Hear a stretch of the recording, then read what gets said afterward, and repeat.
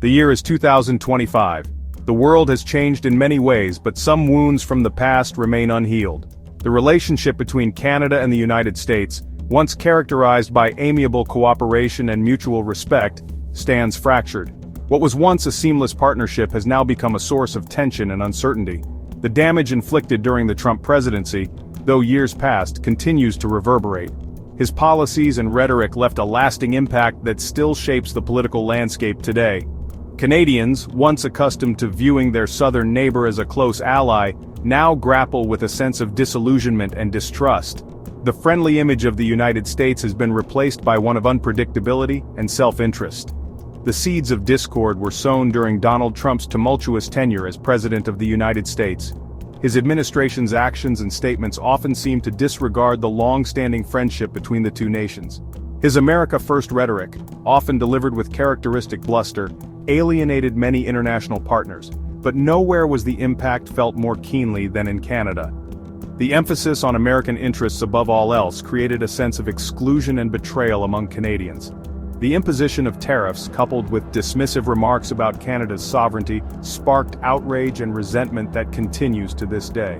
These economic measures were seen not just as policy decisions, but as personal affronts to the Canadian identity. The erosion of trust between the two nations has been profound.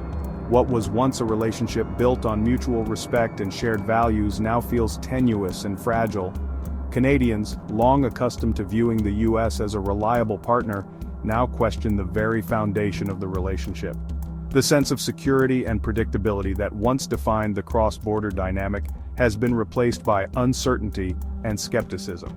The ramifications of this rift extend far beyond the realm of diplomacy, impacting trade, cultural exchange, and the daily lives of citizens on both sides of the border. The economic interdependence that once brought prosperity now faces significant challenges as businesses and individuals navigate a new reality fraught with obstacles and unpredictability. Central to the deterioration of U.S.-Canada relations were the trade disputes ignited by the Trump administration. These disputes were not just minor disagreements but significant policy shifts that had far-reaching consequences. The Trump administration's approach to trade was marked by a protectionist stance, aiming to prioritize American industries at the expense of long-standing allies. The imposition of tariffs on Canadian steel and aluminium, justified on dubious grounds of national security, struck a blow to Canada's economy and ignited a wave of anger across the country. These tariffs were seen as an aggressive move, undermining the economic stability of Canadian industries that had long been integrated with their American counterparts. The Canadian government and businesses were caught off guard, scrambling to respond to the sudden economic pressure. Canadians viewed the tariffs not only as an attack on their economic interests but as an affront to the long-standing partnership between the two nations. The sense of betrayal was palpable, as many Canadians had always considered the U.S. a close ally and friend. The tariffs were not just about economics, they struck at the heart of the trust and mutual respect that had been built over decades. Adding fuel to the fire were Trump's personal attacks on Canadian Prime Minister Justin Trudeau. These attacks were unprecedented in their severity and frequency, breaking the norms of diplomatic discourse. Trump's criticisms were not just political, they were deeply personal, aimed at undermining Trudeau's credibility and leadership, both domestically and internationally. In a series of tweets and public statements, Trump labeled Trudeau weak and dishonest, further inflaming tensions. These public denouncements were broadcast widely, reaching audiences on both sides of the border and exacerbating the already strained relations. The impact of these statements was profound, as they not only affected political relations but also influenced public opinion, deepening the divide between the two nations. The personal nature of these attacks, unprecedented in the history of U.S.-Canada relations, left many Canadians feeling personally insulted and betrayed by their southern neighbor. The sense of personal affront was widespread, with many Canadians taking to the streets in protest and voicing their discontent through various media channels. The relationship between the two countries, once characterized by mutual respect and cooperation, was now marred by distrust and animosity. The trade war, characterized by tit-for-tat tariffs and escalating rhetoric, had a tangible impact on both economies. The back-and-forth nature of the tariffs created an unstable economic environment, making it difficult for businesses to plan for the future. The uncertainty and volatility in trade policies led to decreased investments and slowed economic growth on both sides of the border. Supply chains were disrupted, businesses on both sides of the border suffered losses, and consumers faced higher prices. The interconnected nature of the US and Canadian economies meant that the repercussions were felt widely, affecting industries from manufacturing to retail. The increased costs of goods and services were passed on to consumers, leading to a decrease in purchasing power and overall economic well-being. While the direct economic consequences were significant, perhaps more damaging was the long-term erosion of trust and goodwill between the two nations. The strained relations created a lingering sense of uncertainty and skepticism, making future cooperation more challenging. The seeds of discord sown during this period would take years, if not decades, to fully address and heal, leaving a lasting impact on the US-Canada relationship.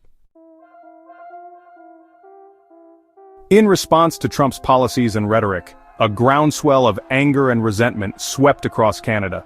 This manifested in a widespread boycott of US goods and services, as Canadians sought to express their displeasure with their wallets. Supermarket shelves once stocked with American products began to empty, replaced by signs proclaiming "Proudly Canadian." This grassroots movement was further fueled by the emergence of smartphone apps designed to help consumers identify and avoid US-made products. Apps like Buy Beaver, MapleScan, and Is This Canadian became ubiquitous, allowing Canadians to easily determine the origin of goods and make informed purchasing decisions. The boycott extended beyond individual consumers. Canadian businesses, large and small, joined the movement, pledging to prioritize domestic suppliers and reduce their reliance on US goods. From clothing retailers to manufacturing giants, Canadian companies sought to demonstrate their patriotism and solidarity with their fellow citizens. Canada's boycott of US goods did not occur in a vacuum. It was a significant move that resonated far beyond its borders, capturing the attention of the international community. Around the world, similar movements emerged, fueled by a growing sense of unease with the direction of US policy under the Trump administration. People from different walks of life, from activists to ordinary citizens, took to the streets to voice their discontent. From Europe to Asia, consumers and businesses alike expressed their displeasure by shunning American products and seeking out alternatives.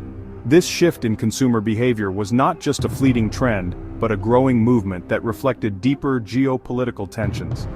In Germany, renowned violinist Christian Tetzlaff canceled his US tour in protest of Trump's policies, citing a moral obligation to take a stand. His decision was emblematic of a broader cultural pushback against the US administration's stance on various issues. In Sweden, a Facebook group calling for a boycott of US goods garnered over 70,000 members in a matter of weeks. This online movement quickly translated into real-world actions, with many Swedes choosing to support local businesses instead. The message was clear. Trump's America was increasingly viewed with suspicion and disdain on the global stage. The international community's response was a testament to the widespread disapproval of the US administration's policies. This global backlash had tangible consequences for the US economy. The ripple effects were felt across various sectors from retail to finance, as businesses struggled to adapt to the new reality. Exports declined, tourism suffered, and American brands faced a growing reputational crisis. The once thriving sectors of the economy found themselves grappling with unprecedented challenges.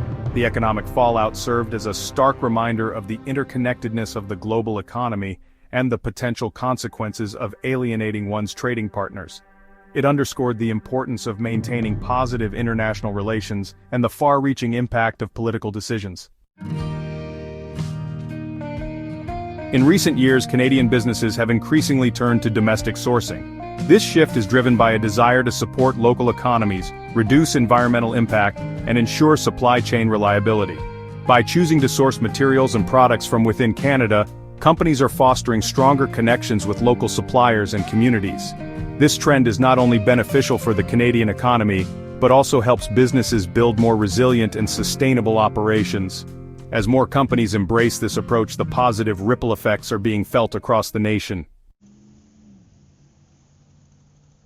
As we delve into the economic landscape, we uncover a tale of two economies. On one side, we see regions thriving with innovation and growth. On the other, areas struggling to keep pace, facing challenges that hinder their progress. This contrast paints a complex picture of Canada's economic reality, one that requires nuanced understanding and strategic solutions. The economic disparities have not gone unnoticed by policymakers. The political ramifications are significant, influencing decisions at the highest levels. Leaders are tasked with balancing growth and equity, ensuring that prosperity is shared across all regions. This delicate balance shapes the political discourse and will undoubtedly impact future elections. Looking ahead, uncertainty looms large.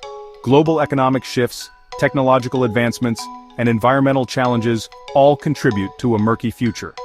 Canadians are left wondering what lies ahead, as policymakers and businesses strive to navigate these turbulent waters. The path forward is anything but clear, and adaptability will be key to overcoming the obstacles that lie in wait.